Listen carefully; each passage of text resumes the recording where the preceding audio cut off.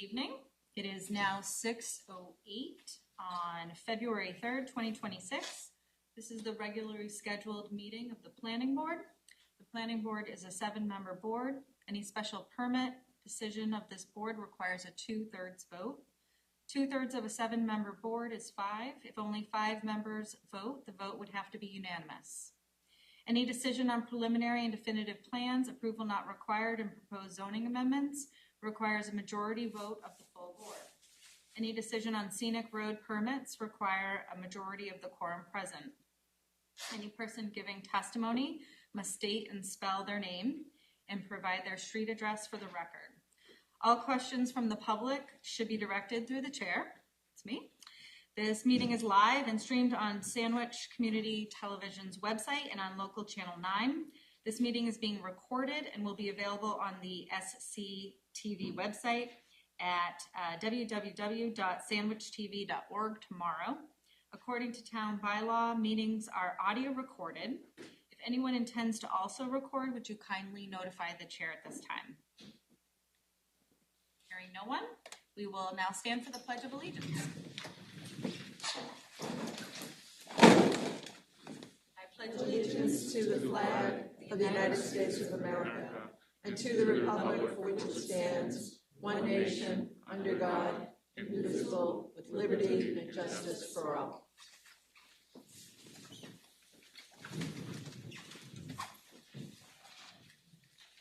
Thank you. I do see that we have quite a few people in attendance this evening.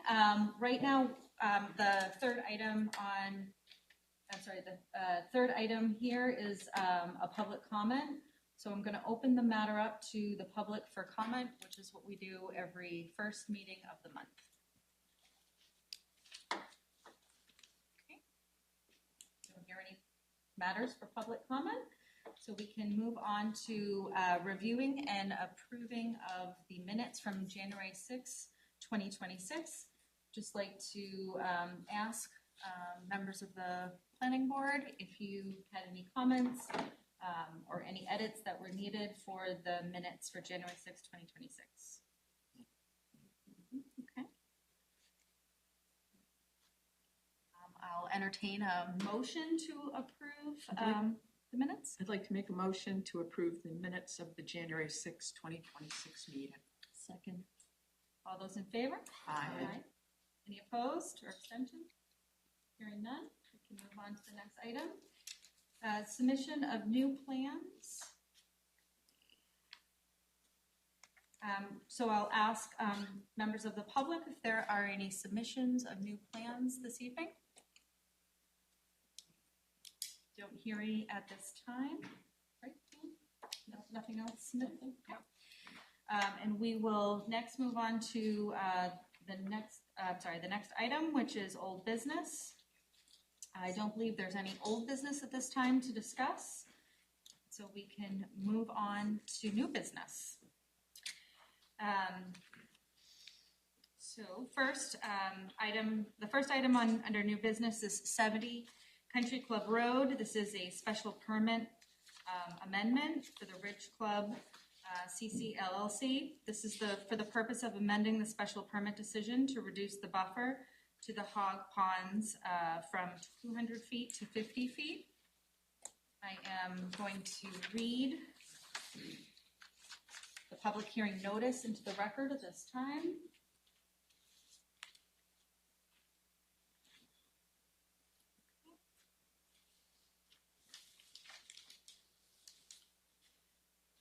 So Town of Sandwich public hearing notice from the Planning Board. The Sandwich Planning Board will hold a public hearing on the application of Club Corps NV 27, Roman numeral 27, LLC, property owner, and Ridge Club CC LLC, applicant for a special permit amendment for property located at 70 Country Club Road, Sandwich, Mass.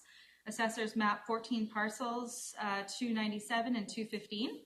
And map 9 parcels 273, 261, 248, and 319 for the purpose of amending the special permit decision to reduce the buffer to the hog ponds from 200 feet to 50 feet. The public hearing will be held on February 3rd, 2026 at the Sand Hill School Community Center, 16 Dewey Avenue, Sandwich, Mass. at 6 p.m. The public record information can be viewed at the Planning and Development Office. That's signed by me, Nicole Willett, Chair, Sandwich Planning Board, and it was published in the Sandwich Enterprise, and the publication dates for January 16th and January 23rd of 2026.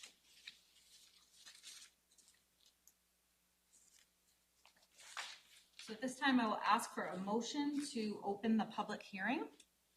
I'd like to make a motion to open the public hearing on 70 Country Club Road. Second. All those in favor? Aye. Any opposed? Any abstentions?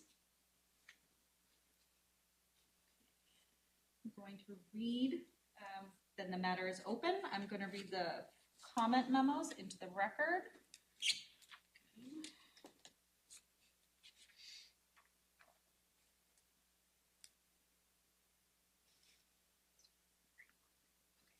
Jenna, where's Sam's?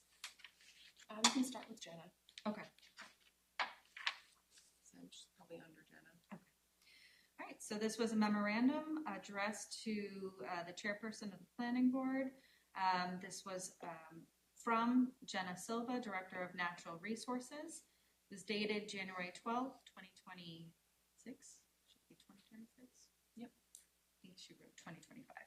But we'll accept that as a Scribner's error as January 12th, 2026. Subject matter being Conservation Commission comments on 70 Country Club Road Special Permit Amendment. The Conservation Commission has reviewed the special permit amendment for 70 Country Club Road to reduce condition 2 located in special permit petition number 86-8 that required a 200-foot undisturbed buffer zone along the shores of each of the 2 hog ponds to a 50-foot undisturbed buffer zone. The 100-foot buffer zone that extends up gradient from the inland bank of the hog ponds is under the jurisdiction of the Conservation Commission. Any activity within that 100-foot buffer zone is subject to the review of the Conservation Commission and may require additional permitting. Furthermore, under Order of Conditions Permit Number SE 66-686, which is attached, the property owner must comply with condition numbers 26 and 27 in perpetuity. The Commission does not have any additional comments regarding the special permit amendment request. However, the property owner and applicant must comply with any conditions in perpetuity as stated in permit number SE 66-686. Please let me know if you have any further questions or require additional information, and copied on that was the Conservation Commission. That was received by the Planning Board on January 12th, 2026 as stamped with the attachments of the special permit decision and notice, and providing information from the Sandwich Conservation Commission. Then we have a memorandum from addressed to the Planning Board from Sam Jensen, Town Engineer, that is dated January 28th, 2026. The subject matter being 70 Country Club Road, Special Permit Amendment, Ridge Club, CC, LLC, parcels 296, 297, 298, 299, Assessors Map 14. And the memo is as follows. The Engineering Department has reviewed the subject application and offers the following. 1. Runoff from golf courses can contain fertilizers, pesticides, herbicides, and other contaminants that may contribute to degraded water quality and pond health. Nitrogen and phosphorus compounds in fertilizers are a particular concern. Phosphorus compounds can accumulate in freshwater bodies such as the hog ponds and over time contribute to overgrowth of aquatic plants and lead to eutrophication. Thank you. Okay. Item 2, the most recent water quality data for upper and lower hog ponds known to the department are from the 2018 pond study performed by Water Resources Services, Inc. for the town. That study found water quality in both upper and lower hog ponds to be generally good and supportive of all uses. However, phosphorus concentrations were found to be moderately elevated, and one reading in lower hog pond was found in the high range. This suggests that the good water quality found at that time is vulnerable to future degradation if nutrient loading is not carefully managed. Item 3, in principle, wider naturally vegetated buffers offer better water quality protection than narrower buffers. Where wider, naturally vegetated buffers are not provided, other protective measures or best management practices may be considered. It is recommended that the applicant detail the protective measures and/or BMPs, or best management practices, employed to offset the reduced protective buffer with and prevent impacts to the hog ponds. And that was received by the Planning Board on January 29th, 2026.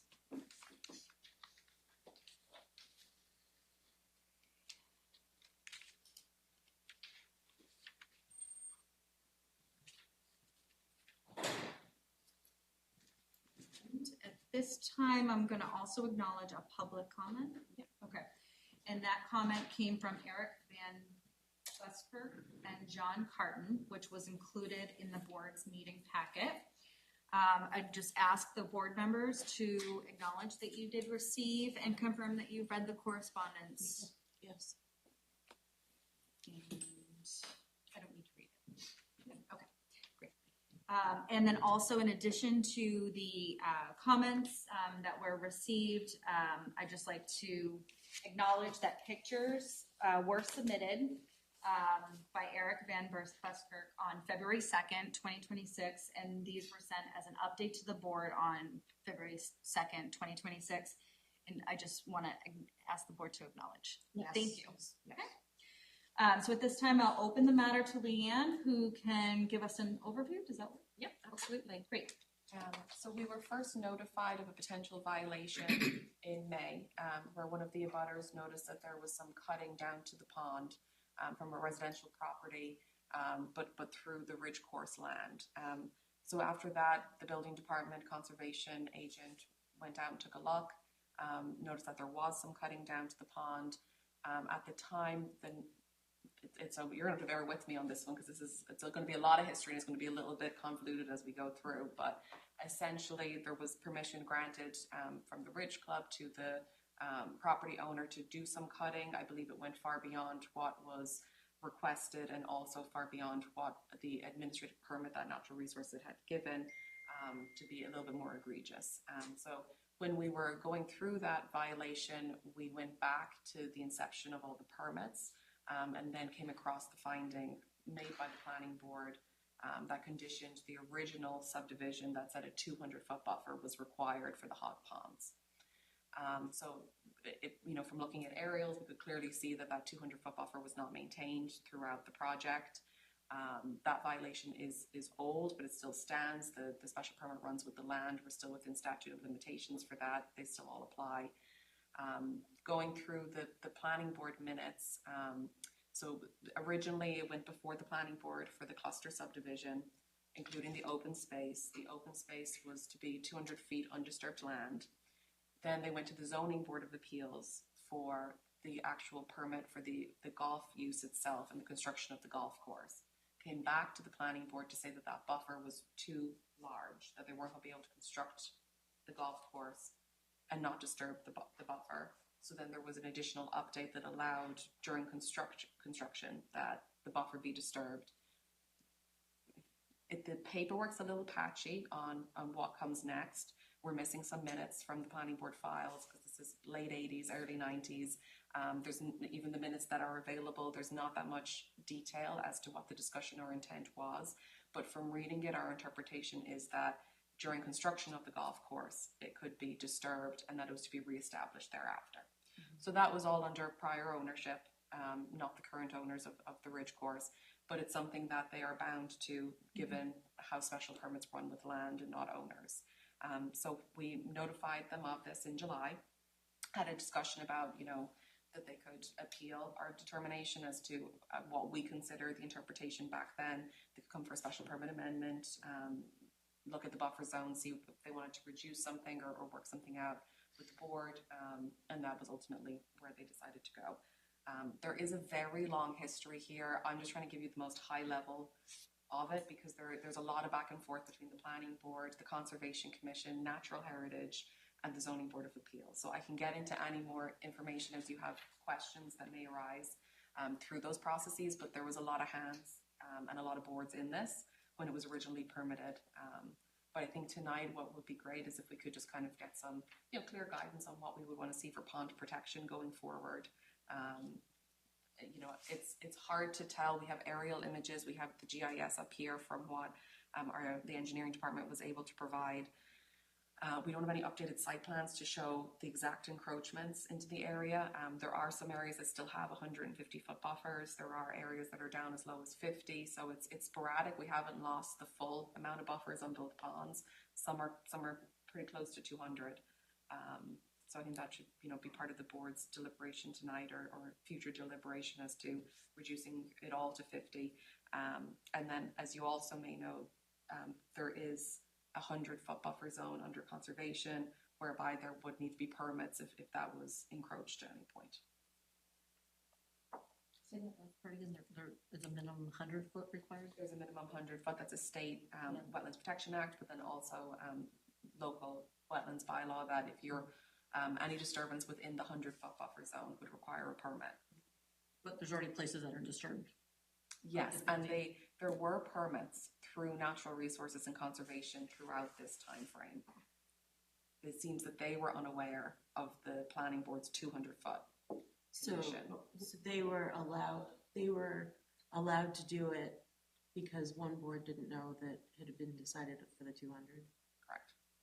So I mean, each board, manages their own rules and regulations. At that time, there are permits on file with conservation that show there were allowable permits throughout the years that to reduce the buffer. Can you explain a little bit about the role of the Commonwealth in this?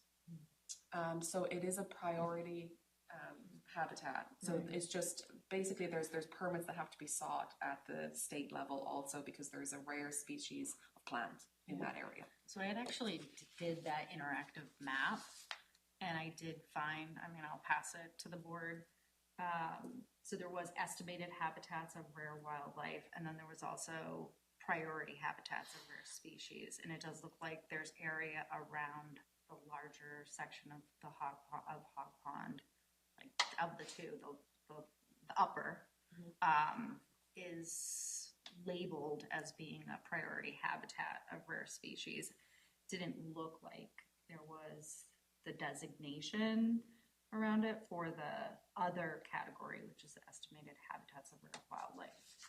I'll just share this information, which you could basically do like the interactive map that was provided in the memorandum, like one of the memos that we had. So because they had the permit to get it down to 50, we wouldn't have to have them bring it back up to 200, basically. They did what they had a permit and we're allowed to do. Not necessarily. So you have to comply with all rules from all boards. So, it takes each one. So generally you're always falling to the most restrictive. If someone says 100, another says 50, and someone says 200, it's the 200 that sticks. Right. Whatever's most restrictive is going to stick, and that's what you work with. Back then, a lot of the departments worked in silos. They wouldn't necessarily have had the communication between each other to note that one was more restrictive than the other. But what's the state minimum of 100? That's just for the Wetlands Protection Act. Right. So I'm trying to understand why that just isn't a firm. They can actually Because go the for a planning permit. board through the subdivision process can create any condition that they think is reasonable. At the time, they were worried about runoff and derivation of the ponds and erosion control measures. So they wanted to see a larger buffer. I understand we can go more, but for the sections that are down to 50, if 100 is a bright line, I don't understand how we went down to So between 100 and 50 just requires a permit to be worked in. So it's not that you can't touch it, Okay. it's that you just require a permit to do so. Okay, and so my follow-up question, I guess, from that would be, when they were doing the work and some of it was reduced, was the intent to be that they were then going to put in more vegetation at some point to go back to return? Yes, that's our interpretation of what happened. As I said, their minutes are lacking. Yeah.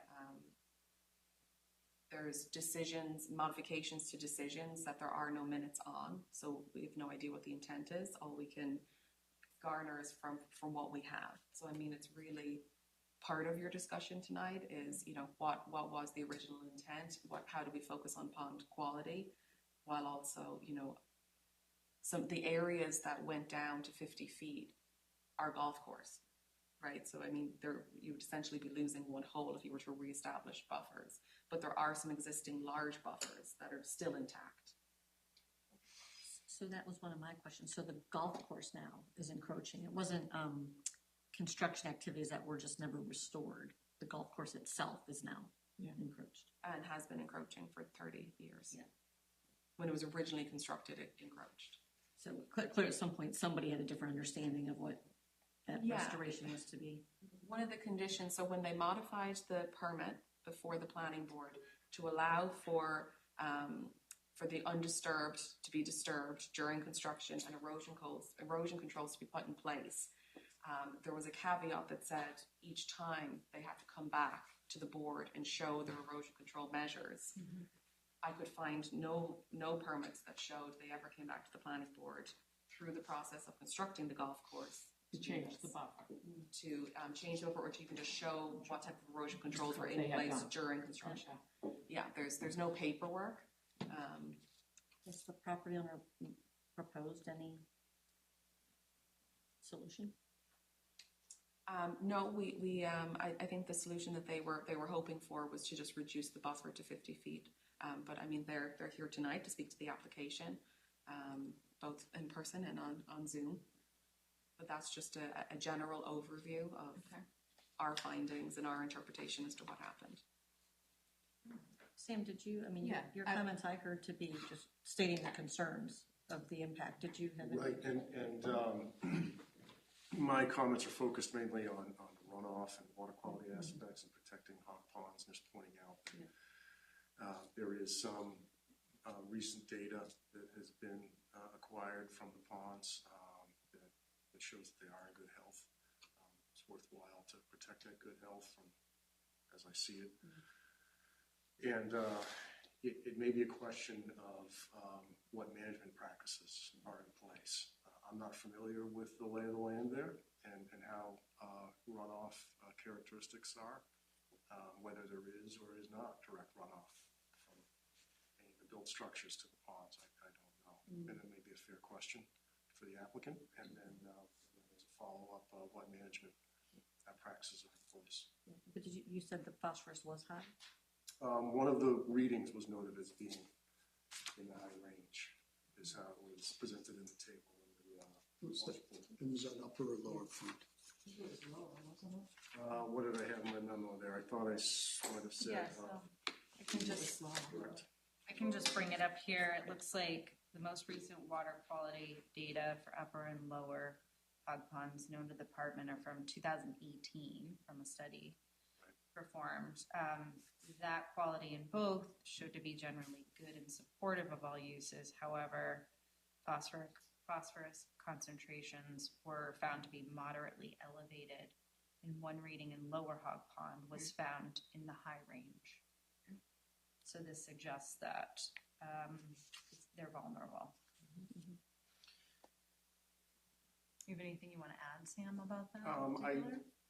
in particular? There's different management practices that are recognized. There's structural management practices like infiltration, bioretention systems that you may see on stormwater site plans that come before the board from time to time. Then there's also non-structural management practices like how the course is how fertilizers are applied, how much, when, the timing with rain, integrated pest management practices for pesticide applications. There's different techniques. There's a broad array, and I'm not familiar with the course and their operations, so I just don't know.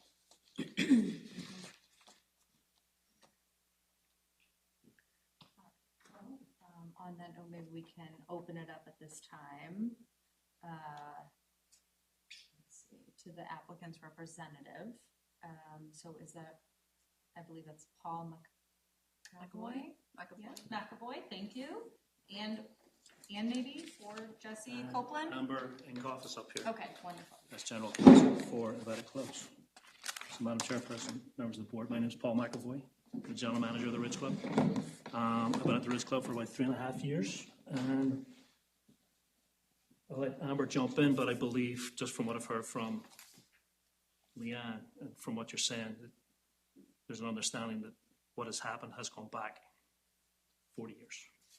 And the history seems to be very convoluted in those 40 years. When we requested the special permit after it was brought to our attention, we weren't looking to clear or make any more adjustments to what the current sort of boundaries are around Hog Pond. All we're looking to do is maintain what is already there. So the request for a 50-foot buffer was more so, to Leanne's point, on one particular hole, or hole number 2 by Lower Hog Pond, may be encroaching within that 100-foot. We don't know. So we just want to be compliant with the actual buffer zones and maintain the golf course as is and as it has been for the last 35 to 40 years. Amber, anything to add? My name is Amber Imhoff. I am an Associate General Counsel. Can you hear me? You, Amber, sorry. Oh, I'm sorry. Oh, there we go. I got you. My name is Amber Imhoff. I am Associate General Counsel with Invited. And so I'm here representing on behalf of the club. You'll have to forgive me, Jesse had a baby, or his wife had a baby, and so I have had very little time to prepare and have done my best to kind of get up to speed. But it kind of is looking through the information packet that we received. It kind of the first thing I noticed is that the February 1987 permit, which has the 200-foot open space, there's a copy of that in the packet material that was provided for this meeting. There were 2 subsequent modifications to that. One which qualified it was in April of 1987, and it modified that section 2. And section 2 is the condition that, or condition 2, is the condition that set out the 200-foot open space. But there was a 1989 modification that removed that altogether, and I am wondering if that's kind of the source of the confusion, because it appears that in the packet of information that was provided for this evening's meeting, it says that there looked to be a breach in somewhere between, I think it was 87 and 91. But if you take into account the modification to that special permit that is recorded at the 6853, page 193, that modified that special permit. And again, it listed the conditions to the special permit, but it removed the 200-foot buffer. And then subsequent to that, there were,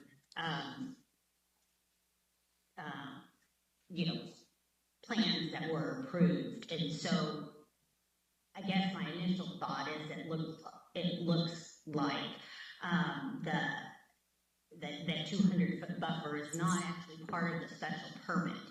We would be willing to entertain a 50-foot setback, which is why we submitted the application, and that is sort of consistent with the absolute minimum buffer in the Conservation Commission Regulation number 9, Part 1, which provides for a minimum of 50 feet, which shall be provided between wetland resources and upland limit of any site disturbances.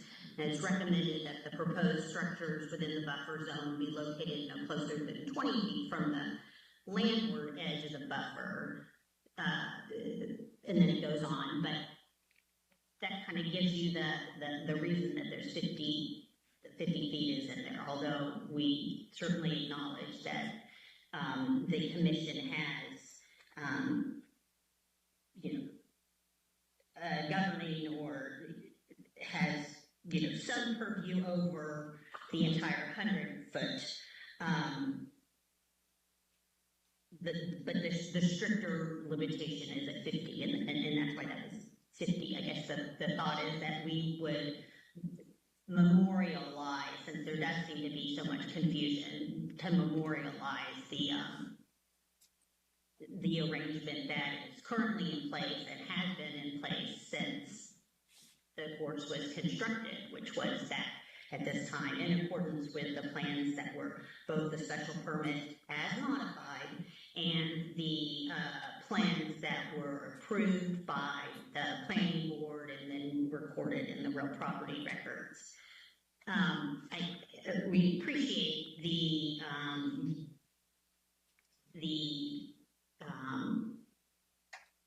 order of conditions that was included in the packet, and that was recorded at book 8381, page 125, and I was unable to find that in the real property records, but my understanding is that the provisions of this order of conditions that is recorded someplace,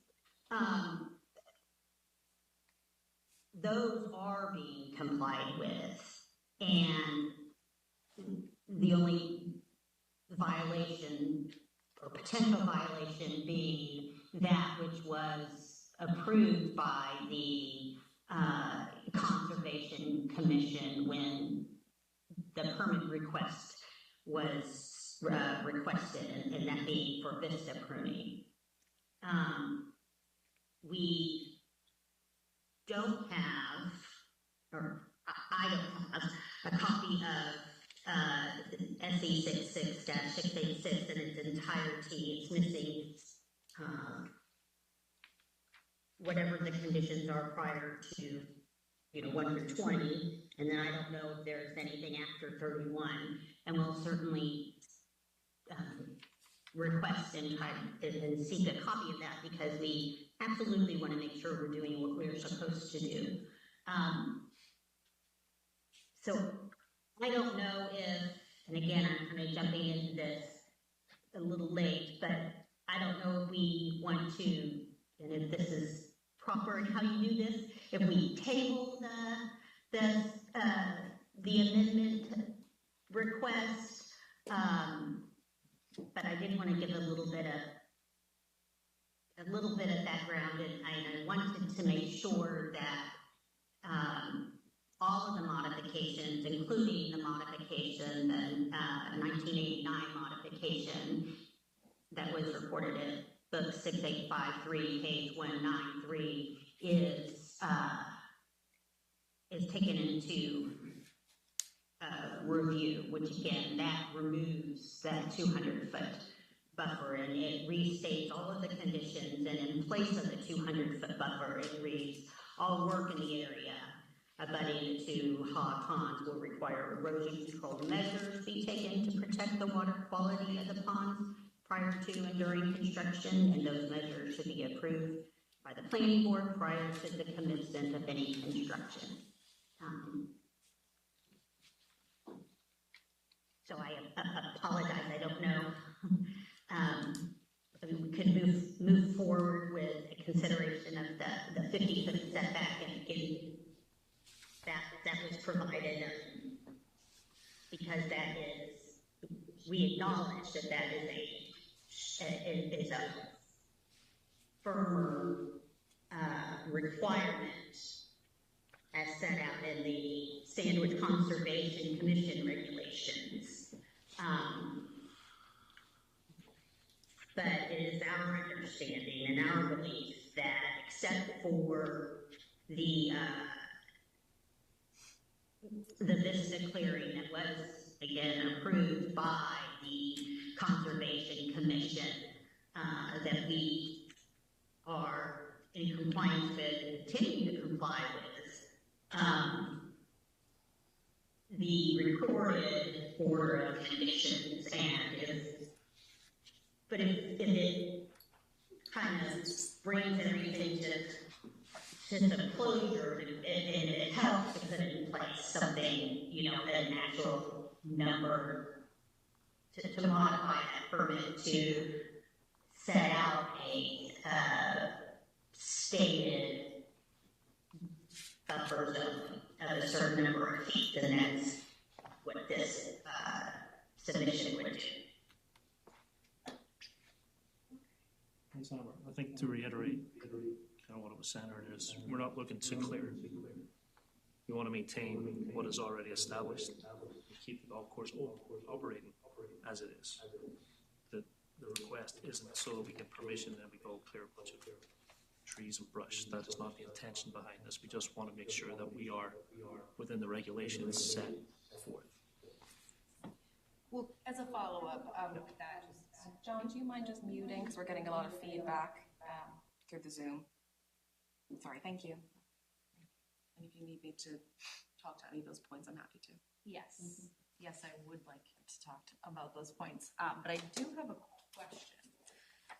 And maybe this is a question for the applicant or something that you may be able to answer. But it looks like the application itself is asking for the 50-foot to be the perimeter border, right? The restraint. And what you're indicating to us is that there are places where there's only there's been some, I would say, removal of vegetation and construction that's been done to that 50-foot limit. But there are other places where it's still 100 feet or 200 feet. And your application seems to, I guess my question is that your application would be drawing the line for all areas. So you might have the intention today to say, hey, we're not looking to like expand. But again, looking back at history, right, where some of these things, the intentions got lost. Who's to say in a couple of years you're not doing the whole thing for the entire golf course at 50 feet, but we've given you some kind of approval on a special permit? That to me is not what I see happening. Yeah. I do agree with that. I guess the follow-up for us would be, is there a way to establish now, memorialize to Amber's point, that if there's any area that is currently at 50 feet, that remains, and then any other areas remain what they are, establish the actual distance from Hawks Pond, what the actual setback is, so that we're not able to change it. That's a good forward. question. That's a really good question. Canopy surveyed in, and that is the boundary. I mean, and especially what if it's a few areas and it's we could see, we would know like how large those areas are versus a blanket application, which I think a survey of what is, and then that would be memorialized. That's one avenue, that's one potential. I think the other issue is what mitigation in the area that's somewhat compromised, the 50-foot area. I guess it's around a certain hole. To go to what Sam was talking about, how can we, I mean, our concern is keeping the water pristine. And how can, what kind of mitigation can the golf course do to ensure that they're not contributing to the degradation of the hog ponds?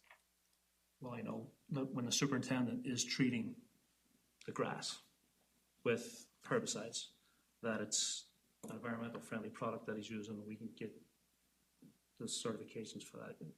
One of the things that the golf course is trying to do right now is get certified by Aubuchon, the environmental company, to say, okay, we are conservation compliant. We're doing our best to do that. So we are using those friendly products. We don't sort of fertilize too close. We remain to fairways. There is a buffer of rough grass that then goes into that open space boundary that we don't touch. We cut it and that's it. Greens will be treated because you have to. It's part of the agriculture, but it is all conservation friendly, I guess would be the way to put it. The area within the area that is within 50 feet of the pond, there is nothing encroaching on that. I'm Is sorry, that correct, Paul? That's my understanding, is that there's nothing encroaching on the area that is within that 50 feet. I'm sorry, what do you mean by that? Nothing's closer than 50? Nothing cuts into the 50 foot boundary? That even the The hole doesn't cut into the 50? No, it's probably right Okay. at it or slightly Okay. further away from it. Got it. Yeah, I think the maps, right, showed us like where 200 would go into. Okay. Leanne, do you have any, I mean, is there agreement that the 200-foot buffer was not actually, I don't know the right word, applied or carried forward? Yeah, to Amber's point, I do disagree with her analysis as to what stands and what does not stand. So originally it was a 200-foot undisturbed as part of the open space for the cluster subdivision.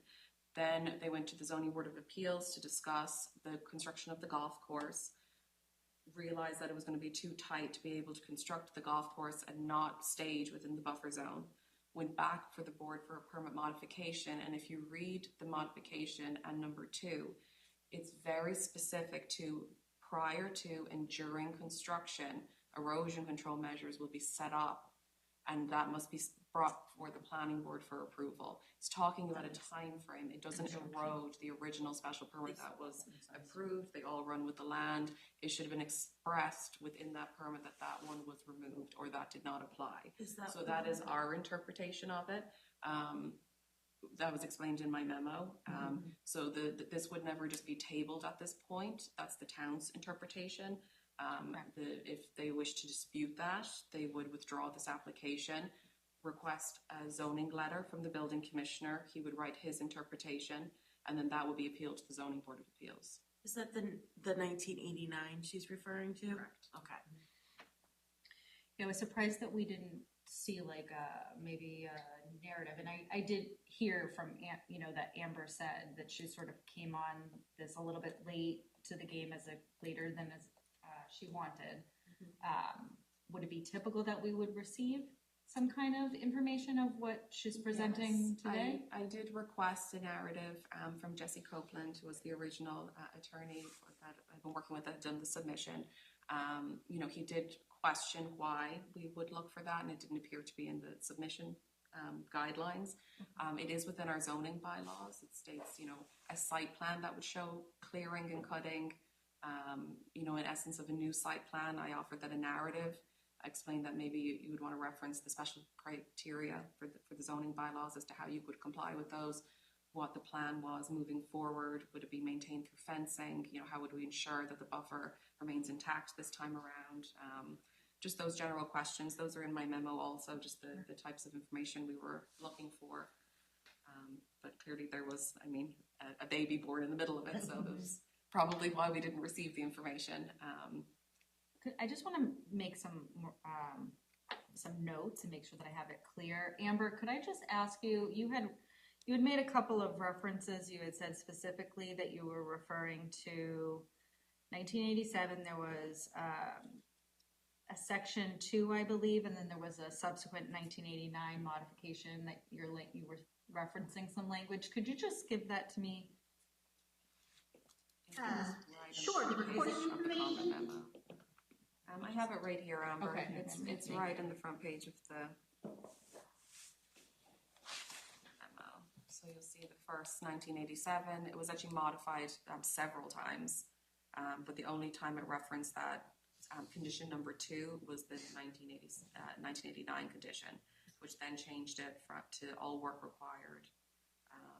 Well, actually, it was modified on April 1987 with the document recorded as book number 6111, page 294. And that initially expanded the ability, the 184 acres to 212, and that modified the section condition number 2 as well. So I guess I was reading the history starting with February 1987 in a document recorded at book number 6111, page 292, and then a modification in April 87 recorded at book 6111, page 294, and then a subsequent modification in 1989 recorded at book 6853, page 193. And the 1989, it restates the modified conditions 1, 3, 4, 5, and 6, and then it completely changes too. So, All right, thank you, Amber. So Is there anything? Could I just, I'm sorry. I'm not sure the process where we go from here, but if the question is, oh, I'm sorry, John wants to speak. Good. So John, just give us a minute, okay? We're gonna be expanding the discussion. Absolutely. I have items to contribute, but have your conversation and tell me when you're ready for my thoughts. Thank you, John. So I'm not sure where we're going, but the question is, does the planning board want to, sounds like what you want to do is just have the permanent amendment to just memorialize what is the condition today. Okay, that's what you're looking for. Just speaking for myself, I don't know that I'm inclined for that. And I'd be interested to hear what measures the owner's willing to do to help maintain the water quality of the ponds, especially in the places where we're down to a 50-foot buffer. And the request was for a 50-foot buffer, so that's different than. That can be changed throughout this process. Okay. I mean, the board can request existing condition site plans and work off of those. I do think, I mean, I almost feel like there's slightly different narratives occurring right now. I mean, if we're working through a special permit amendment, we can do that process, but if we're contesting whether or not our interpretation of what happened is right, this is not the venue to do that. That's a completely separate process. And it sounds like council's interpretation as to what happened versus ours is different. So, I mean, I think really the question is up to the applicant as to whether you'd prefer to appeal the determination as to whether the buffer zone's in play, or are we working through the special permit amendment to get to some type of understanding as to what we're going to move forward with. Amber? I think we were hoping to do whatever is most collaborative.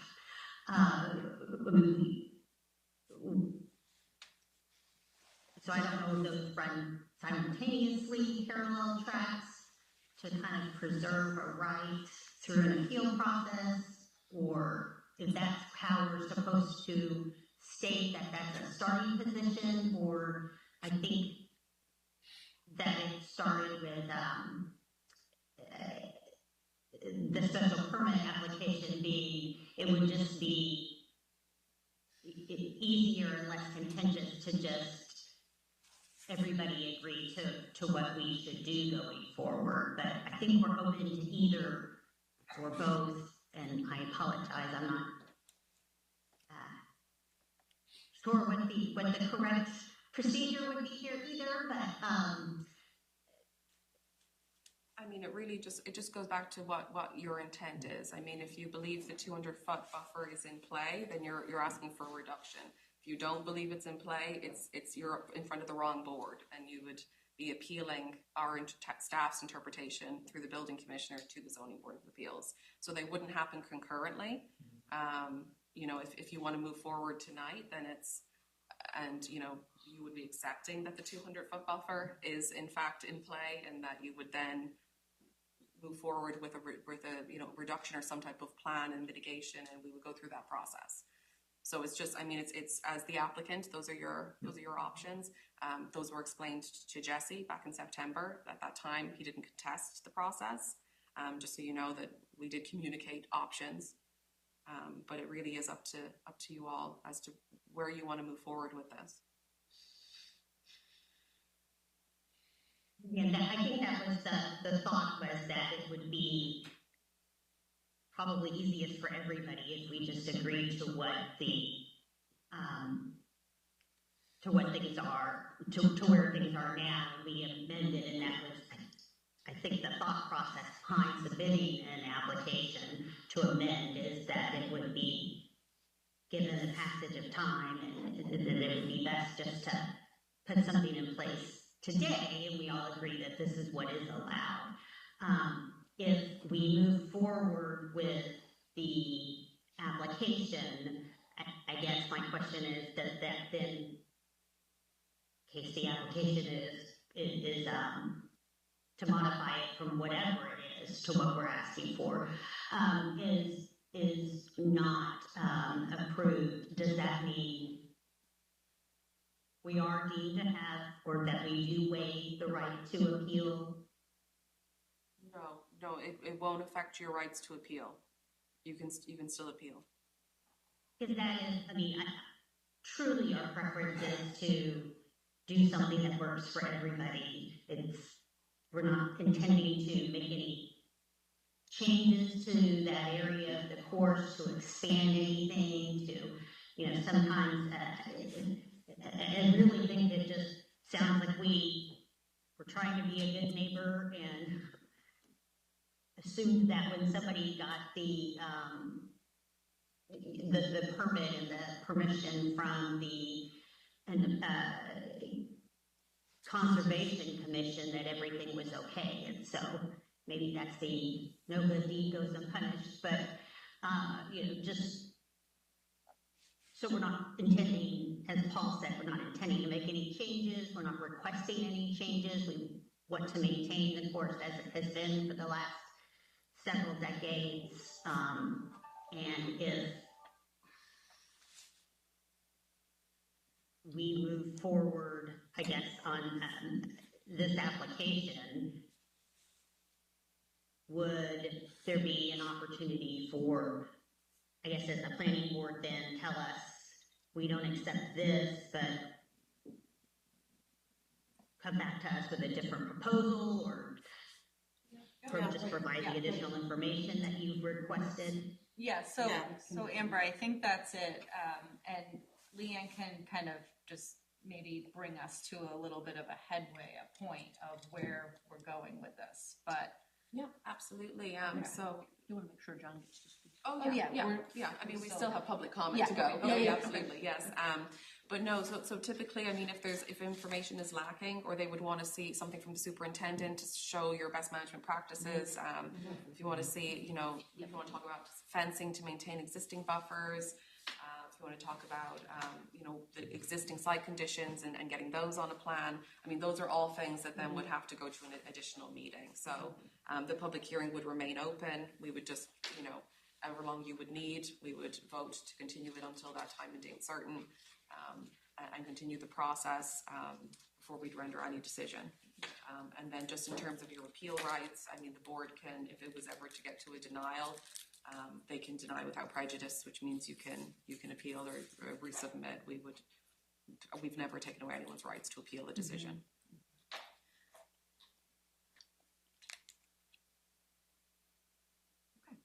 all right, thank you. So does anyone else have something from that you want to ask from the board of the applicants? I do have a question for Mr. McAvoy. Yes. So one of the things I learned from reading the materials was that there has been some elevated phosphorus discovered in Lower Hog Pond. I'm somewhat relieved to understand that it's Lower Hog Pond is one of the two ponds that is not in priority habitat, which is great. But I also noticed that Fairway 2 is the one that's closest and is right up against that 50-foot as it stands right now. That's the source. So what I'd like to ask you, Mr. McAvoy, is where is that phosphorus coming from? What practices on the course are, in your mind, leading to those elevated? Honestly, I have no idea. That hole it's a par 3 hole, so there is no fairway, essentially. It's pretty much native, go away from tee to green. So where that runoff is coming from, and is that a build-up over X amount of years? And can it be solely attributed to the golf course? Yeah, I hear you, but it's looking at the, There's a correlation. there seems like to be a correlation there. I wonder though, if we talk about management of the course, if it would be workable for the club to adopt a no herbicide on that one particular fairway. I would be open to looking into that, and yes. Fertilizers? Yep. Also. Yeah. I think that's the direction that we're going as a club and as a company. So, yeah. So I'm going to be open to. Questions? Thanks, Jeff. So if the board doesn't have anything further at this moment, then I think we could open it up to the public, right? Okay, thank you, Mr. McAvoy. Thank you. Appreciate it. Thank you, Amber. So I'm gonna ask at this time to open it up to the members of the public. I know that we have John on Zoom now, and he has some things that he would like to say. So I'd like to start with John, and then we will move our way through the crowd of people. All right, John? Well, thank you, Chair Olet, and board members. I appreciate your letting me provide some additional thoughts here. My background with this matter goes back to the very first planning board meetings when Bob Bergman was chairing back in 1985, and I've been involved in these hearings from 1985 through 1992. So perhaps I can clarify some of what seems convoluted in the history here that really isn't.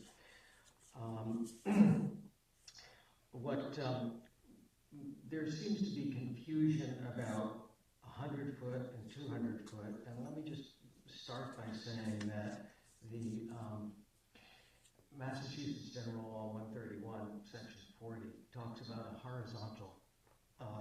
100-foot horizontal buffer zone from the edge of wetland resource. It doesn't say that it's from the edge of a pond, it says that it's from the edge of a resource. And in one of the materials that Eric and I submitted with our letter was a December 18th, 1985 letter from Conservation Commission to Bob Bergman, which said that the topography and meter depth of topsoil present necessary to curtail erosion warrant special restrictions to ensure that the pond bank remains intact. Bank, as defined, is the portion of land surface which normally abuts and confines a body of water, the upper boundary of which is the first observable break in slope. So later on in the letter, it says that we, the planning board, we recommend that the planning board require an undeveloped buffer zone of 100 feet from the top of the bank, not from the edge of the pond.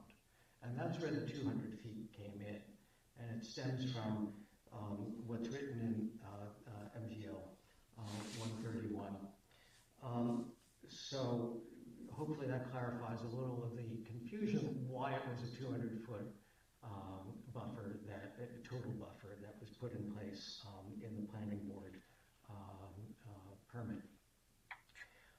What happened subsequently was that the golf course construction began. There was no real oversight of it by the town, and it encroached on the pond, coming within 20 feet of the pond, Upper Hog Pond, and within 50 feet of Lower Hog Pond during construction. And there was a massive washout. One of the things you don't want to have happen in a pond, which is a special area, a special care area. There's a massive washout, which is why in from 1989 to 1992, there was a review by conservation. How do we fix this? What do we put in place? And that is the second order, that is the order of conditions that Ms. Imhoff was referring to. Where we are now is there's been an incursion into the buffer zone near the pond for vista clearing, which conservation mistakenly approved. It was an oversight. It was an unfortunate oversight when an application was made to do vista clearing because it conflicted with what was in the order of conditions, and that order of conditions just wasn't observed by conservation when they gave the permission to do the vista clearing. It is not permitted under the order of conditions. Why is it important to have this buffer zone? In 1989, you have this letter also in our package, in June 30th, 1989, the then called Massachusetts National Heritage Program wrote to Mario de Gregorio, who is the environmental consultant at Savadia, who is consulting with the golf course on this matter and advising on what should be done to protect the ponds. And it says, thanks for your recent call about the New England boneset. I'm not sure if it's pronounced boneset or boneset. At Hog Ponds, you may be aware that this is an area that supports one of the largest populations of another rare species. But it goes on to say that New England boneset is a candidate for federal listing under the Endangered Species Act. There are less than 15 places where this plant grows on a global basis. It has since been named under the Massachusetts Endangered Species Act as an endangered species. So early on, there was discussion in this meeting about there being rare plants. This is an endangered species. And it's one of only less than 15 places that were then in the census. Further down in that letter, from the Massachusetts Natural Heritage Program, it says that siltation and increased nutrient loading are but two things that may render hog ponds unsuitable for New England boneset. I would strongly recommend establishing a broad buffer zone around the ponds within which no alteration should take place. This is the nutrient loading is the fertilizer, is the eutrophication. It makes grass grow green and it kills the endangered species like this. The reason they grow on these ponds is it's a very nutrient poor environment. The sundew plant grows there. It is a nutrient poor plant, and the New England boneset. That's why it's important to hear in Mr. Jensen's current comments that the phosphorus loading in Upper Hog Pond has risen, and it's significantly risen in Lower Hog Pond. Any rise in Upper Hog Pond is detrimental and probably fatal to this New England boneset. We have a lot of activity by the various owners of the Ridge Club, which are trying to balance running a golf course and developing homes with preservation of a very fragile area. And there's been a lot of asking for forgiveness rather than asking for permission, starting with the massive infiltration and flooding and creating a delta flow into Upper Hog Pond to encroachment into the 200-foot buffer zone, and then encroachment into the 100 feet that exists from the top of the bank down to the pond. And every time it's, well, we'll just do our best. Back in 1989, 92, the golf club said strenuously, no, we don't want to put the fence in. It'll destroy our view. It won't be nice. We'll make sure that it's signed and no one goes down there and no one does vista clearing down there. And that apparently has failed because people forget, or signs that say don't intrude on this area, or this is a protected area, don't get maintained. And so going back to the original proposal that was made to protect this area, which was in the letter dated 1985, we recommend that the planning board require an undeveloped buffer zone of at least 100 feet from the top of the bank, but now it seems to be just the top of the bank, and that access to the pond be limited by a fence. So what we're facing here is a situation where it's clear that a less than 100-foot buffer on Lower Hog Pond has, it seems to be an indication that that's probably why the phosphorus loading is so much higher on Lower Hog Pond. So I'm afraid I don't know the board member's name who made the point about the increased phosphorus, but certainly if any part of that 50-foot incursion could be restored, that's a natural way to keep things from getting into the pond. I don't know how you can have a green on a golf course be green if you're not fertilizing it, as much as the golf club may say will try to. So I think I would encourage this committee and conservation to explore ways with the club of trying to restore some of that 50-foot incursion on Lower Hog Pond, and certainly ensuring that none of the current buffer zone, including what's been vista cleared, be allowed to be intruded by a request for a reduction to 50 feet. And I think I've heard that that's being pulled back as a request tonight. But that efforts also be made to restore vegetation and trees that have been cut down inappropriately, although with some confusion from conservation saying yes you could, that those trees and the vegetation be restored with the proper natural vegetation that's there, and that a fence be put in, because I don't think we can any longer rely on the good intentions of owners. Mr. McAvoy inherited the general manager position from prior people, and they may or may not have communicated with them what they're trying to do without fences.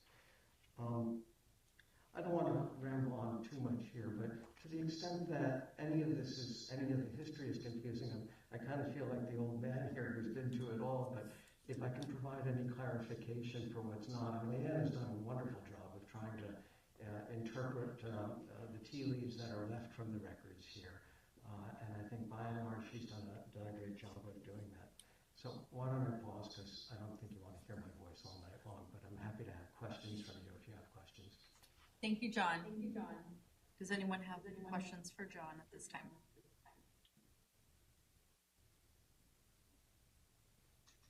Anything you want to follow up with? Just one thing, just so the board knows that conservation has followed up with Mr. McAvoy, and that an environmental company did prepare a restoration plan for the area that is being reviewed for the vista pruning that went a little too far. Will we also have an opportunity to review and approve that restoration plan? Yeah, I can bring it before the board, yeah. Okay. If you'd like to. If you'd like to see what that looks like. I think that would be helpful. Yep. Okay.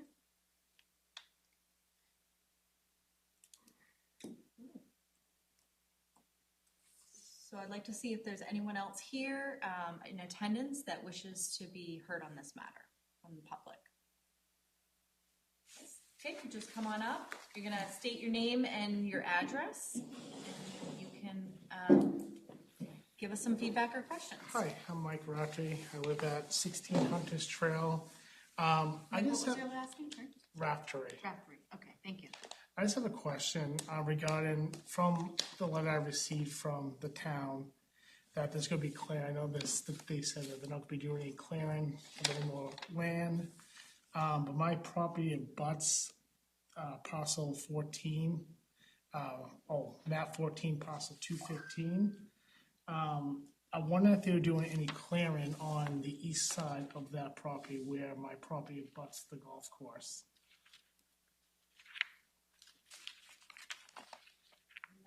There's an empty space on, it's parcel 253, that's an open space that abuts my property.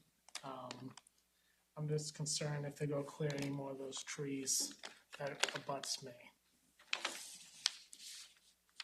open space parcels are governed through the cluster subdivision. Right. So nobody would be touching that portion. That is a different type of open space restriction than the ponds do. Okay, Yeah. because there's been trees taken down within the past couple months that abuts my property over there as well. I know this is different from the pond conversation. Yeah. Also, I No, care about the that's, ponds as well. Yes. So that's the. Okay, can I just take a look at the letter that you? Yeah, of course. That's the public hearing notice. Oh, okay, you got That the, you okay. read at the beginning, You yeah, said you that's were what we gonna send send around. All right, Yeah. I just wanted to make sure. Yeah, We got your address though, and we can look know into that. Yeah, we can look You into wanna, that. send me an email? Sure. Or I can take yours. Your email there. I will.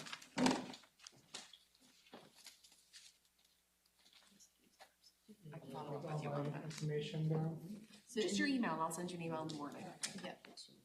So parcel 215, your property abuts, there's a 253 property that's abutting That's open space. open space, and that would be governed under this, Cluster subdivision. cluster subdivision. Yeah, so the open space was part of the lots could be smaller, so it's a cluster development, we have the deeded open space.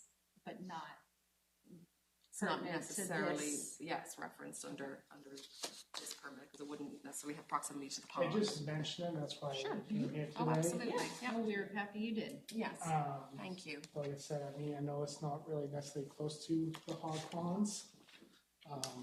But I just wanted to clarify why they were mentioned in that parcel of land. She was mentioned in that. Oh, okay, oh, sorry, I understand the That's question. why. Okay, so because the Ridge Club owns all the parcels of land, we added them all within. So it was to give it a large, a butter notification, right? Right. So it's a state law. So basically, all the property, if you own contiguous property and you're doing work on one property, you add in all the parcels of contiguous ownership, and then we take a 30-foot radius around that and notify everyone. So it was a very large mailing that went out. Yeah, I just But they're wanna- not necessarily touching anything to do with that parcel. Yeah, just when I read the letter, it says reduce the buffer, so I understand Hog Pond is a lot further away than where my parcel is located, but I just wanted some clarification on that. Yeah, so thank you. I'm glad you care about the ponds and that you came here to share your thoughts. That's always encouraged. That's all I have. Yeah, thank you, Mike. Thank you.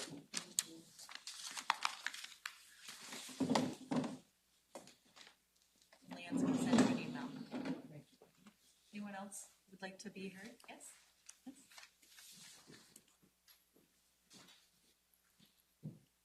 See my name? What's your name and your address? Roxanne Robbins. I live at 259 Meg's Bacchus Road in Sandwich. I can't speak as eloquently as everybody else here and John and all these people, so I'm just gonna speak from a civilian perspective. This doesn't affect me. In fact, I didn't even know where Hog Pond was. I did some research, but it does affect me because this is what I call the infectious disease of encroachment. So it's happening everywhere. We're a microcosm of the bigger picture. So it's a little here, a little here. We have to have a golf course, and now we have to take more land. And it's not going to affect it, but it does affect it. It affects all of us. It affects the water quality, yes. Also frogs, anything that's supported by this ecosystem. And I think that, we have the ability to make a difference. We can be part of the solution, not part of the problem. So that's all I wanted to say. Thank you, Roxanne.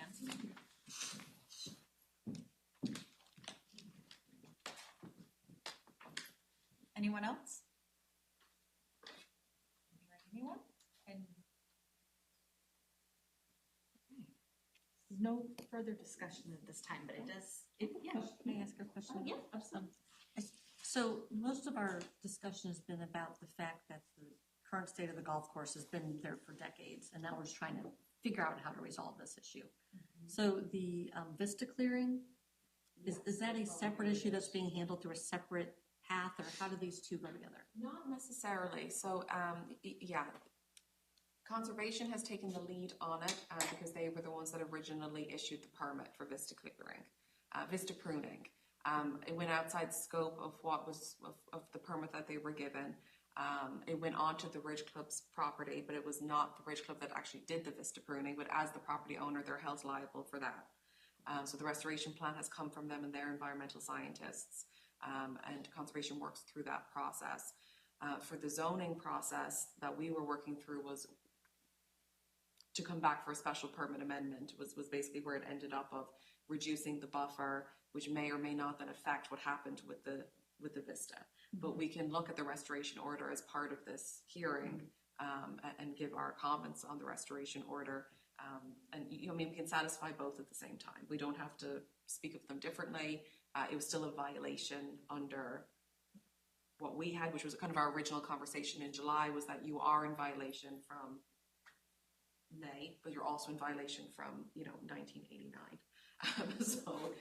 So is the vista pruning violation now a third party, but since it encroached onto the golf course, they're now responsible to restore? So as part of it, the golf course did have to sign that they, as part of the permit to conservation, that they were okay with the vista pruning taking place. It was supposed to be very minor. The pruning, it was not minor. They cleared the full back down the pond. But unfortunately, it's the property owner that's held liable for that, even though it wasn't them themselves that did it, but they did sign the permit as authorizing some pruning to take place. So it was kind of just, Okay, thank you. Right, so it sounds like we're going to be looking for a motion to continue. Yeah, I think just maybe a little direction to the applicant as to what exactly you would want them to come back with. Well, I would definitely like to know what the buffers look like currently.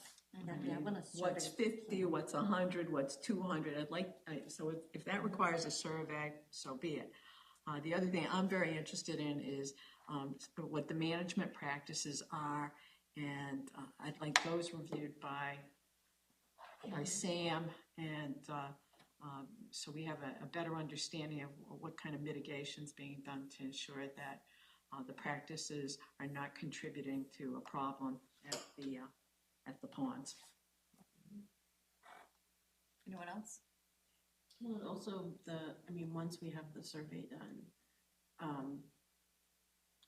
the permit right now says for 50 feet, but I'd like to keep that 200 that's already there, so that they don't just clear cut everything to 50. The board can condition that. So Yeah. whenever you decide to close the public hearing, go into deliberations, you could condition based on the site plan that all buffers remain. Yeah.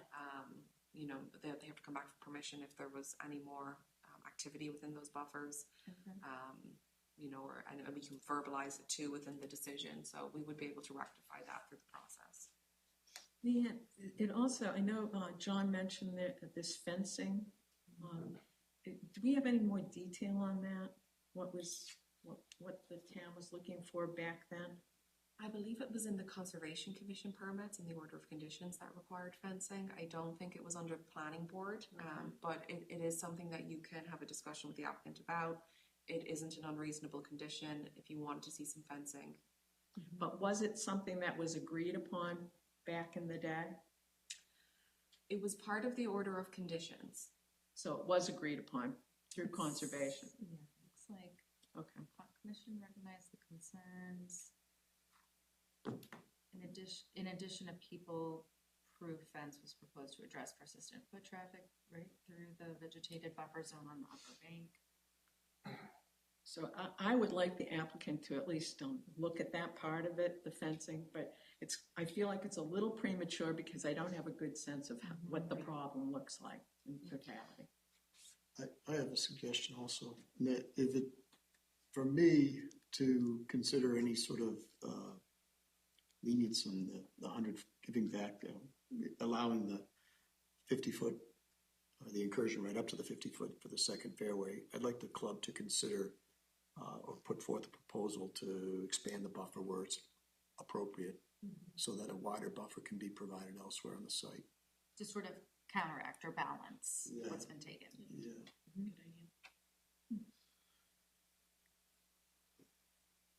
Good idea. May I make a comment question about the fence? Yep, okay, sounds good, John, go for it. The intent of the fence is to keep people from walking down into the buffer zone because foot traffic will compromise the buffer zone's ability to absorb nutrient runoff, among other things.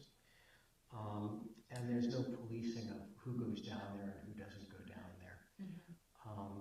And I would suspect that part of the slight increase or the increase in phosphorus in Upper Hog Pond may be because anyone who hooks a golf ball when you tee off, it comes toward the pond, or it comes into the pond, or it goes across the pond, if you really have a good hook on it. So the only way you're really going to stop people from trying to go down to the pond to get a missed ball, and they're expensive to go get your ball if you can, is to have that fence. And it's not been observed by the club under the various ownerships, and it's not unreasonable to try to seek enforcement of what conservation was trying to accomplish. It's not just a pretty thing; it's to keep the buffer zone intact. Thank you, John. So if there are no additional comments at this time. I just have one. I just feel from the discussion, I mean, obviously this evolved over time. It's been the way it is for a long time, but I feel like I do hear a willingness to work together to take reasonable measures to protect the water quality. Yep.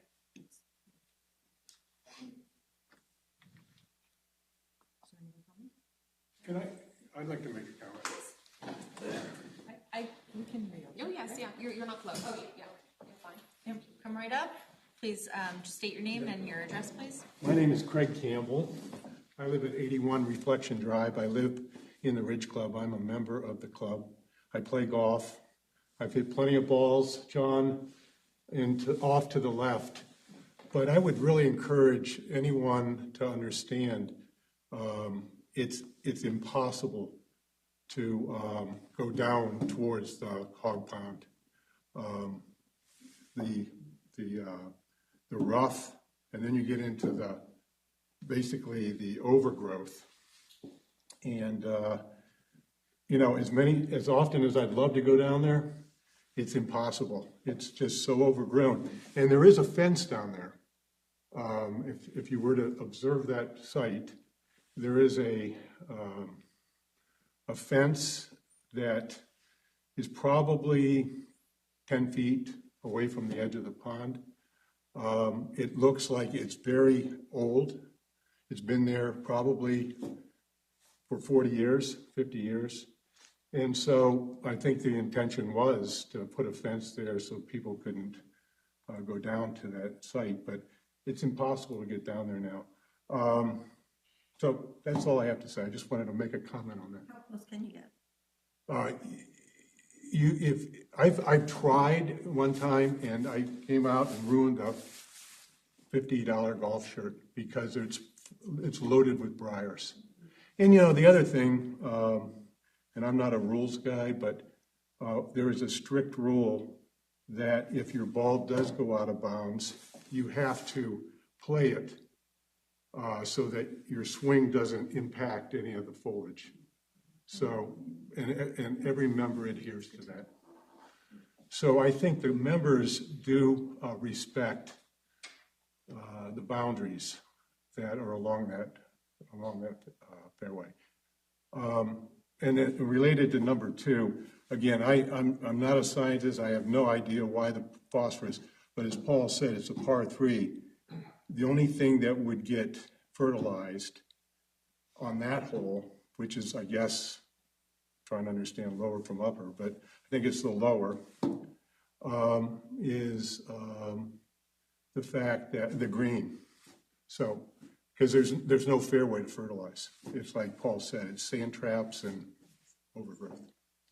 So I was wondering, and I don't know a lot about golf, but if there's no fairway, why couldn't the buffer be expanded? I don't know. I could assume it would be, because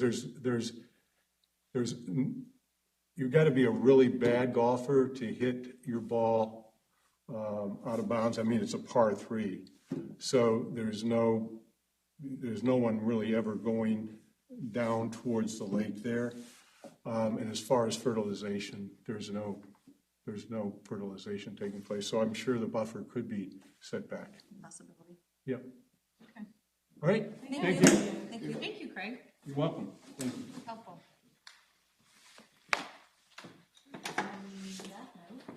Shall we engage the applicant about a further? About timings. Okay. So, Mr. McAvoy, if I could have you come back up here. I think the relative consensus is to get some information that we've talked about tonight, continue the open meeting and the public hearing for another date. We all want to obviously be mindful of what might work for you and for council. Yeah, I mean, the biggest barrier right now would be for you to get a survey done, Yeah, and find a surveyor to create, so that'll never be done within 2 weeks. I don't know if we should push out a month, even that's gonna be probably tight, there's 6 weeks to 8 weeks out. Probably April, I mean, if we keep getting the snow. And would it be possible for members of the board to actually come look at I was thinking about the that. site once the snow goes away, so you get a visual of what's being talked about? Because Ride the golf carts, right? yeah, well, I don't charge you for them. I'm driving. But it's a very steep bank that goes to Lower Hog Pond. It would be good to see it. Yeah, Yeah. So getting your eyes on it will give you a better idea of exactly what we're talking about. So if you're open to that, I would love to invite you over. Great. Thank you. Wait for the snow to clear. Right, yes. So we can absolutely set up a site plan, a site visit. Just so you know, they're agended, they are open to the public, any member of the public can join us. Okay, just so you know, but we can absolutely do that. So, we could do that out of regular session, and then we would post that. It does not need to be advertised. So for the next one, do we want to push till April in order to be able to get a, okay, so April, now I'm in Ireland, April 7th, April Realistically, 21st. it might be April before you even get onto the course, given how Yes, much coverage there is there. conditions. Yeah. Would April 21st be okay? Yep. To come to the course? For another hearing. Yeah, And then we would just schedule out of turn, probably sometime in April. Prior actually to the go on. 21st? Yeah. To do To the go on site the visit? site, yeah. Okay. Depending on conditions. Perfect. So you would need to motion then to April 21st to continue the discussion and here at 6 o'clock. I make a motion to continue the hearing on 70 Country Club Road to April 21st. Second. All in favor? Aye. Any opposed? Hearing none? Motion allowed, right? Yep. We'll continue this public hearing to April 21st. Thank you. Thank you. Thanks, everybody. Thank you for everyone that's All right, let's move on to our next business. We have 24 Water Street. This is 24 Water Street, 40 Water Street, 23 Morse Road, 142 Main Street, 167 Main Street, and 177 Farmersville Road. This is a scenic road permit, and for the purpose of removing 16 trees, which are a mix of species, and the pruning of 1 tree, all located within the town road layout. I'm going to read the public notice this time.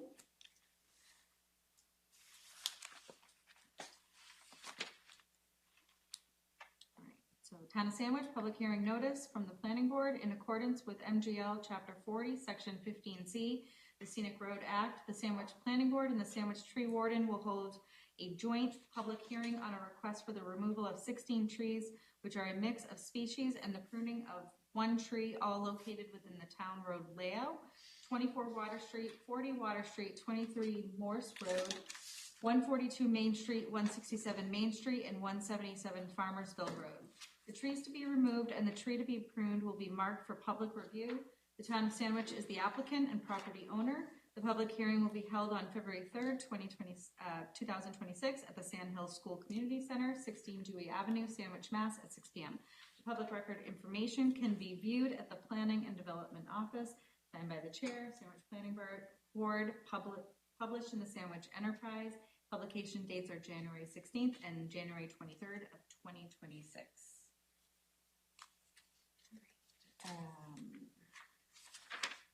Sorry. Okay, I'm going to ask for a motion at this time to open the public hearing. I'd make a motion to open the public hearing on the matter of 24 Water Street, 40 Water Street, 23 Morse Road, 142 Main Street, 167 Main Street, and 177 Farmersville Road for a scenic road permit. Second. Second. All right, thank you. All in favor? Aye. Any opposed? Okay, hearing none. I'm going to read the comment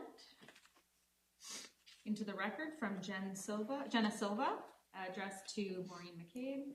Jenna Silva being the Director of Natural Resources. The date of that memorandum is January 15th, 2026. The subject being tree removal on 24 Water Street, 40 Water Street, 23 Morse Road, 142 Main Street, 167 Main Street, and 177 Farmersville Road, scenic road permit. The Conservation Commission has reviewed the application for the above listed scenic road permit to remove trees along Water Street, Morse Road, Main Street, and Farmersville Road and does not have any issues or comments. Please let me know if you have any further questions or require additional information. Copied is the Conservation Commission. Okay, I'll open the matter up to Leanne now to give us an overview. Yeah, I mean, I really defer to the tree warden here. The request is pretty straightforward. Okay, let's go for it. Thank you guys for being here and hearing this. There's multiple different locations on here, and 3 of the trees are individual, and then a bunch of them occur within on Water Street in between the intersections with Beale and Morse Road. The purpose of the work on all of these trees is just to reduce risk to the public. They're all in pretty high traffic areas. We want to reduce the risk of incidents happening or damage to property or walking the wrong way with any of these. And we can break it down individually by location and go through the larger portion first or second, whatever works for you guys. I'm hearing, I mean, you've done the assessment and you think it's in the interest of public safety to remove these trees. I have a question. Yes. How are some of these trees still standing? So the trees are very resilient. Most of these trees listed on this list have 1 or more conditions of concern, which would mean they have something wrong with the roots or the trunk or canopy, branches all occurring at the same time. Many of them do look very bad from glance looking at them, and have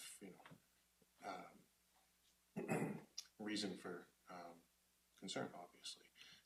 But it's with trees occurring this close to the road, and us living amongst them all the time,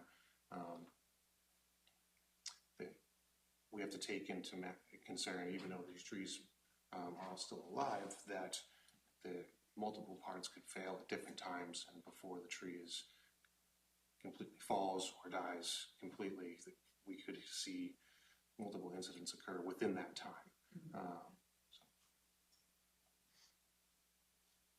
Do you kind of keep an eye on these trees for a bit before you decide to remove them and see if they heal on their own, or there's any type of... So we do monitor these trees. We have an inventory that we refer back to that was done in 2019 as we're going throughout the town doing our annual or biannual brushing and pruning. We survey these again and note any conditions of concern we see. Many of these trees were the ones I mentioned on Water Street in between Morse and Beale roads there. Were actually, I noticed them when we had an emergency call. There was a hanger over the road in one of these trees that was just dangling by some vines holding it up 40 feet over the traffic going over. And then I got a closer look at all of these because it's not easy to go look at them on Water Street there, back where they are up the hill, and through all the briars and brush, and decided it was time to make a move on these ones for the interest of the public and their safety. So these are all on the, would it be the west side of Water Street? So most of them would be on the west side. There is a few that are on the east side that are in a parcel that's owned by the town that encompasses the baseball fields as well. It comes up to the corner of Morse if you're going to take that stop sign there. If you're going to take a right-hand turn or left-hand turn, if you're looking down there, those ones actually impede the view there, and they all have a lean towards the road across the street, and the overhead wires are on that side as well. So. Okay. Are there any other questions from members of the board? I'll open the matter up to the public this time.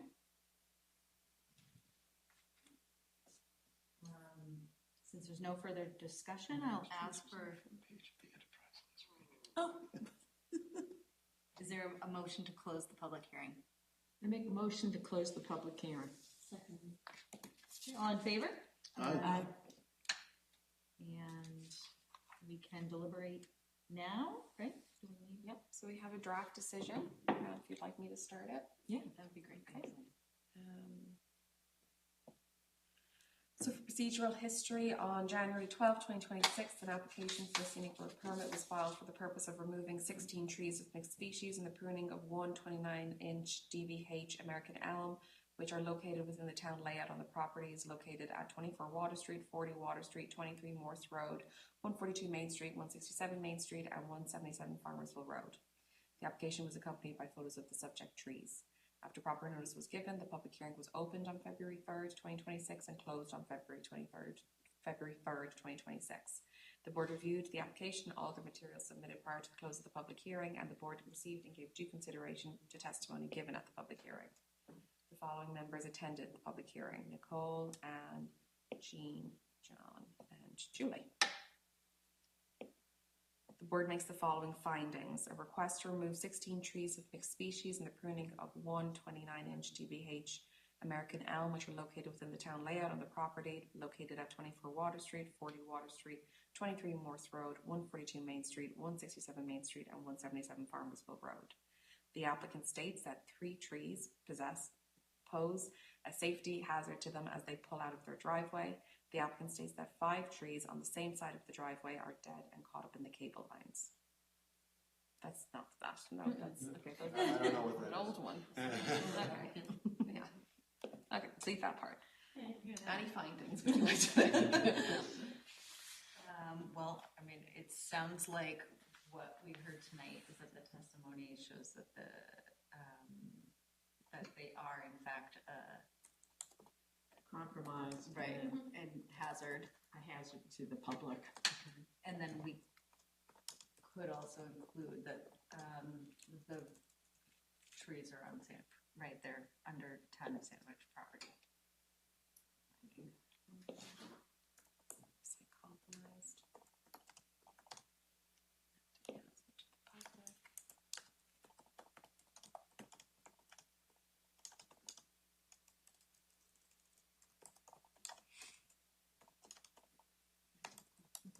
Just one question, are we going to replant trees? Yes, in the location that is, you said on the west side of Water Street there, it's up on top of a hill. There's an old stone wall that goes across there where the Cook Farm conservation area is there. In that location, we won't replant because it's so heavily forested there already. And if we did, even if it was smaller trees or something like that, many of these trees have grown away because they're at the edge of the woods line over the road where they can get light for their canopies there, and they're growing out over the road and towards the power lines on the other side. So I wouldn't want to just replace them in the same spot, and then they may not make it because they're heavily shaded, and you know, we're gonna have to be digging into. So you'll replace them someplace else? Replace them someplace else. The that corner lot that is part of the same parcel that the baseball fields are on there at the corner of Morse Road would be a good location to do some of the plantings, but we can take into consideration that area as a whole to do some replanting. Yeah. Is it a tree and a half for every tree we It's take a tree and a down? half per tree removed. Okay, Yeah. great. So since that's already part of the. That would be a condition as opposed to a finding. Condition of the permit that way. So if there's no other findings, then the motion would be next. Can I make a motion? Yeah, there's no other findings, right, at this time? Okay, then, yeah. I, Ann McManus, move to adopt the findings as the findings of the planning board. Second. Okay, and we need a majority of the quorum, right? So, Correct, yeah. okay. I vote yes. Yes. Yes. Yes. Yes. You're faster than me. Okay. Okay, so then for conditions, at the public hearing, the planning board considered potential conditions of approval for this permit. The applicant shall be bound by these conditions. The permit shall lapse if tree removal has not been completed within 3 years from the date of approval. The applicant shall provide 1.5 trees per tree removed. Removed to be planted at the discretion of the tree warden. That's a typical finding. And then tree removal shall be subject to the conditions specified on the tree work permit application. I mean, typically James wouldn't fill this out for himself, as it's his work application. So, I mean, I don't know if we would want to keep that. Usually for the town ones, we remove it because We're the,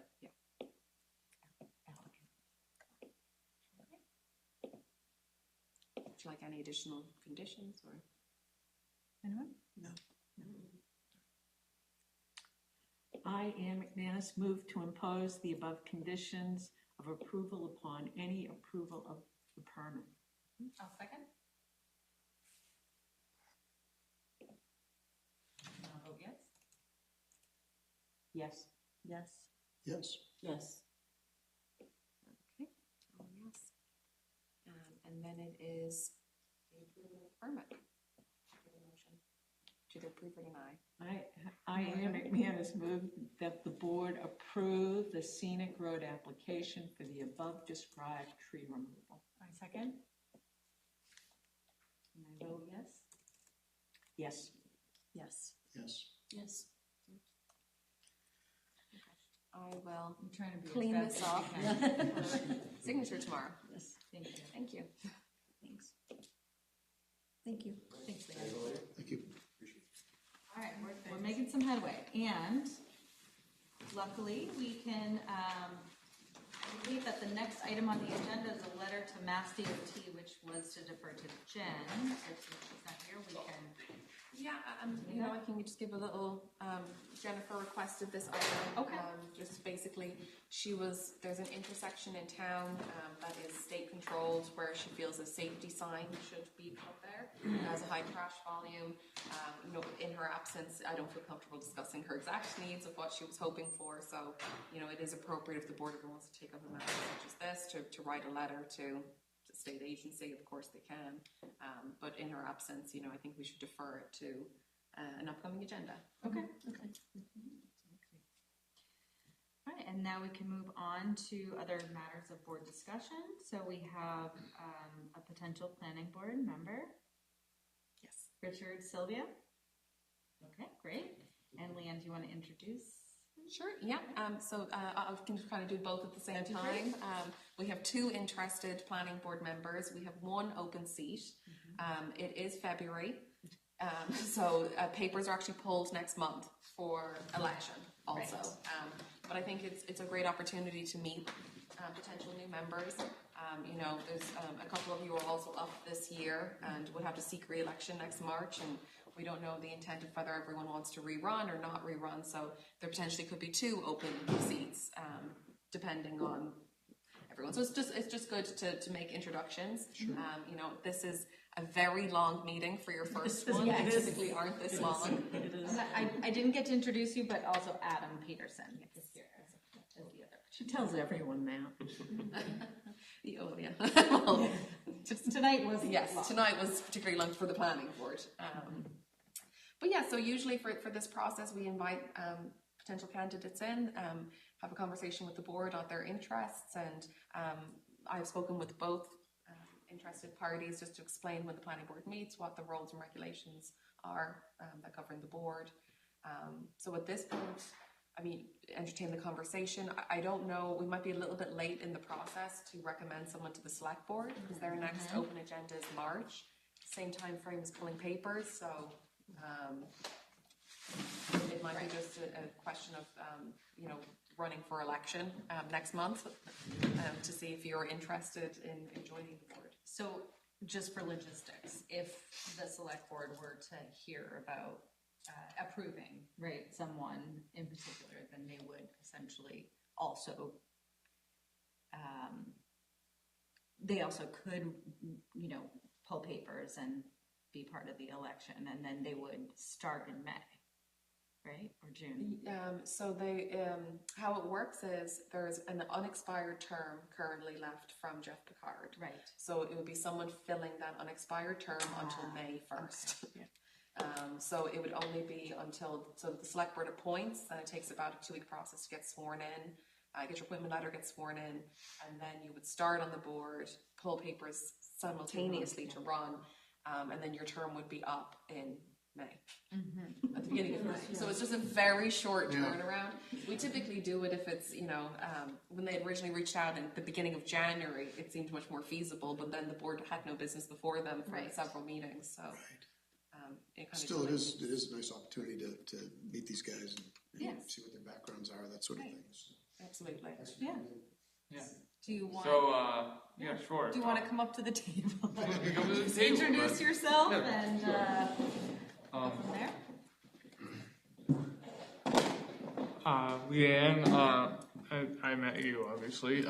My name's Richard Sylvia. I've worked for Tesla Energy for the past 11 years, pulling permits, doing inspections, working with utility companies. I've actually started with Solar City when we first, opened up solar operations in town.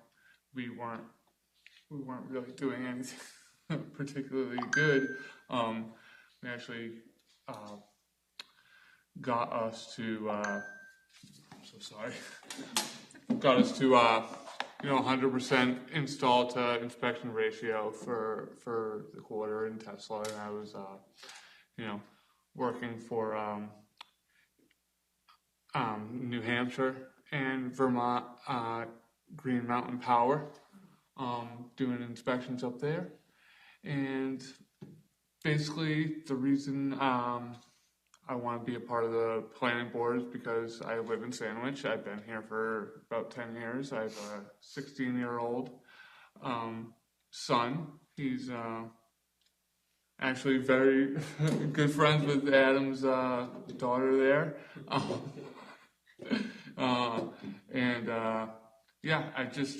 I would like to be a part of how, the community a little more, with just.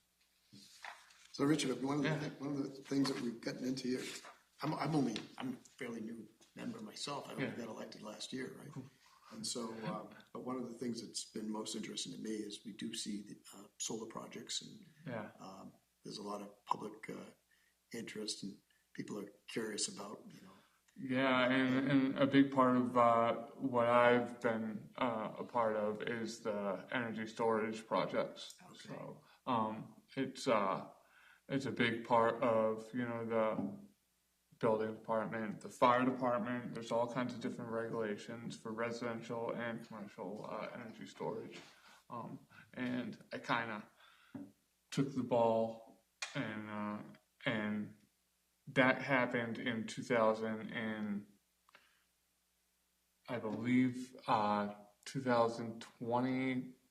There's NFPA new regulations for energy storage for residential and commercial projects. So I know it's all kind of brand new. We're seeing there's a lot more companies coming in there and subcontractors. I know Tesla's starting to kind of sell to subcontractors and all that now. So that's I think that's probably my biggest quality asset that I can bring to the table. I know a lot about permitting and a lot about electricity and fire and permit and codes and stuff like that. So. Thank you. Are you interested in running for the board as well? Yeah, I'm interested in running for the board. I'm interested in working with the town. I'm interested in kind of getting my hands dirty with anything that I could. So, but. Sounds like you have a great basis of knowledge for this work, and use all the help we can get. Exactly. Yeah. Well, I look forward to potentially running or just working with you guys somehow. Thank you. Thank you. Nice to meet you, Richard. Nice meeting you. I know Adam. We meet on the football field usually. Adam Peterson. I know Sam pretty well. I've worked with Horsley Witten Group in town as an engineer. I'm currently with CC Construction, who's putting in the wing school site workshops right now. Before that, I lived in Tennessee as an engineer down in Nashville, and before that, I was in the Army. I did graduate Sandwich High School back in 2002. So I've been around. I've built up a lot of experience. Like I said, engineering, all this wetland buffer stuff I see every day. I see vertical plans. I see the best management practices Sam's talking about. Very knowledgeable about construction, mainly underground infrastructure. When it gets to the vertical part, I looked at the architects and all that stuff. But, very solid background engineering and building the infrastructure itself. Looking to get involved in the town. So this, I went on the website probably just like Richie did and said, no, there's some openings. Let's see what I can get into. Have you been interviewing with other boards or commissions? I applied for a few others. I think they were full though. So, the finance committee, and then I can't really remember now the Community Preservation Committee, I think. Yeah, and this one had an opening, so I said, maybe. You both seem very qualified. Yeah, I'm very interested in this type of group, making decisions and protecting the environment and make sure things get built right and not how the golf course got built, I should say. But, yeah, it was a good, exciting meeting for you guys to be here. Yeah, I was kind of a little back and forth there, huh? Yeah, there was. So we don't rubber stamp things. The solar installation ones are more exciting. Yeah. I mean, I've been on the other side of that, and luckily, I've been to the historic board over there, and it's like, hey, can't see them from the beach, can't see them from 6A, we're good. Sometimes it's not that easy. I think it's great you guys are interested. Yeah, Appreciate really. you coming in. Two You great both seem candidates. very qualified. Absolutely. we'll just see what That's it? the next requirements are. You keep coming? Follow up with you both tomorrow. All right. Thank you. Thank you. Thanks Nice to very meet much. everybody. Thanks. Thank Take you. it easy. Scare you Good seeing always. you, man. Take care. How's everything? Very good. All right, we are almost there, everyone. So next matter is a request for comment, 26-01, 132 Main Street, special permit, Wilson Home, and Leanne. So this is a special permit that's going before the Board of Appeals. It is for the owners of the Dunbar Tea House is purchasing the residential home next door, and they plan to create a hotel motel. So almost an inn style, where there'll be some function space, 4 guest bedrooms to be rented, and an owner's area then for someone, a housekeeper to stay overnight. So is it like a B&B? Yeah, essentially it is, but the B&B in our zoning has additional requirements that they could not meet. So hotel motel they could meet all the requirements for. So it's basically a small inn, not a large amount of bedrooms, very little exterior work, no additions. They're keeping the historic core of the building. It's all interior renovations, no catering no kitchen internally, catering from Dunbar over for any of the functions. So bed and breakfast is, like on-site preparation of food, Right. owner occupied. It was slightly out of the scope for what they could do, but hotel, motel should be a good fit there. And so just in terms of if you had any comments on the project as it relates to your purviews, as, parking, site management. I did have a question about the parking, because sometimes the parking over there gets pretty crazy. What kind of considerations are there for that? For their use, they just need one parking spot per bedroom. That's what the parking requirement is within the table. So they're not asking for a reduction in any of the requirements. So would they designate 4 parking spaces for the motel, hotel? Yes, on site. They can designate that on site. That is not part of the Dunbar Tea House use. Okay. And that was a resident before. Yes. So going way back, it had a commercial element to it. But in the last, few decades, it's been a residential home. Believe it or not, the first public hearing I ever had to speak at was in that building. It was for the Board of Health in those days. In the building? In their building? Wow, The no town kidding. owned it at that time. No kidding. Had to be a long time ago. Well, I just knew the previous owner. He'd been there a long time. 40 Was years there ago. electricity?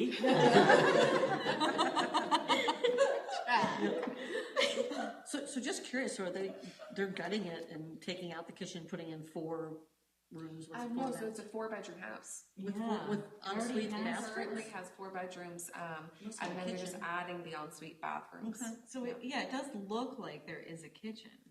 Oh yeah, but they're There is also a doing house. commercial food prep. Got it. Yeah, in that kitchen. Yeah. Yeah, it will come That's from exciting Dunbar for and them. brought over. Yeah, I mean, other than the availability of on-site parking, I don't really have any comments. Me either. No? All right, That's great. nice little development in business. You can go to a wine dinner and then stay next door. Yes. All right, Is so that a site visit we need to? Yeah, that's a site visit we need to test make. it out. All right, so the next item is a request for comment, and that would be 26-02, 185 Service Road, special permit for Grace Church of Cape Cod. Leanne? So we are getting a new church over on Service Road. Churches are Dover protected uses, so the use itself is by right, but parking is an issue. So for their site layout, they're not able to accommodate the required parking spots. So they are asking for a reduction in parking through the Zoning Board of Appeals. A lot of their parishioners, maybe is the right term, they are busting. So they feel that they have a good working management plan to be able to bring parishioners to the church and then bus them back out again. That a lot of them would not be driving into the facility. So does that mean they pick them up at their houses and drive them in? I was just wondering how that worked. I'm not It's not a entirely bus sure. stop. I'm sure that as that'll be adjudicated with the zoning board as to the exact management of the busing. But unfortunately, I'm not 100% sure exactly how that works. So I did have a question with regard to the bylaw. Would you mind handling that? Is that going to pose an issue for them when you, because I think one of the parking overlay, right? So there's the adequate off-street parking and then the parking overlay and district requirements. There was some kind of 300 feet. So such parking shall be either on the same premises activity at services or within 300 feet on a separate parcel. Is that going to pose a problem? It won't. Let me see now. So those are the minimums, and then it says that the following minimums must be met, and then after application hearing, the Board of Appeals can grant a special permit showing the construction of fewer spaces will adequately serve anticipated parking needs. So they're not requesting off-site parking. Okay. They're just requesting a reduction in parking. Okay. So the off-site parking of 300 feet to service the use. If you want to have a satellite parking for your business for new construction or a change of use, and you try to do a satellite parking lot, it has to be within 300 feet. I see. that makes sense. Yes, to reduce the parking spots on site, but the board can reduce the parking spots on site. Because it's a parking spot per 3 seats, right? So then. Yes, so Okay. so we don't have church under our table of requirements. Church is not a use, so it goes on there other individually determined. Oh, So the board has some leeway to determine how many spots they can have. We go to like assembly as the first one, because it would be most akin to a use of a church. But they are able to then reduce it further through 31 to 20 and that section. But then also just under the section that you pointed out, they're not requesting off-site parking. So then the 300 feet would not apply to them. Okay, so this is a zoning issue where the planning board is just being asked for comment. Correct. Yep. Yeah, I don't think I have anything. I did have one question about, it's gonna be impervious, the parking area, I believe there was a mixture talked about of pervious and impervious depending on site coverage and their drainage plans. Honestly, I haven't delved too much into that. I haven't prepared my staff memo for it yet. I don't know if Sam's. I was just curious I because haven't it said, dug into this submission here. It did have a. it just seemed like it was more impervious than, I was just curious why. Well, their lot calculations and their stormwater will have to be accurate for it to be approved. How many spaces are they looking for? Is that, I think they needed like 100 and they want 68. I don't know if that's right. That's what's in my head. Yeah, sounds right. I can pull it up if you like. I'll just be curious how the zoning board handles it, like Yeah. busing in perpetuity. 68 spaces is what they're seeking. proposing. Number of seats proposed is 330, which would necessitate 110. 110 down to Yeah, it's 68. vacant land right now. off on Mill Road, right? Yeah, close by. But you can't park on the service road, right? There's no on-street parking. So typically when we would condition, we would go on best faith efforts that they're being truthful. And if you'd see if there's a problem with overflow parking, I mean, you could revoke a permit or you'd bring them back in for another discussion through the board, through a public hearing to look at conditions. I mean, if you're in violation of your special permit, we can start fining. And every day constitutes a new day of fining. It's up to $300 a day if you're in violation of your permits. So is there a comment that we want to put forward? I'm content to leave it in the zoning hands. Okay. Me too. All right, great. Any other matters not reasonably anticipated at this point? Okay. All right, then I'll ask for a motion to adjourn. I'll make a motion to adjourn. Second? Second. All in favor? Aye. No abstentions, hearing none. Meeting has adjourned. Well done, you guys. Thanks, yeah.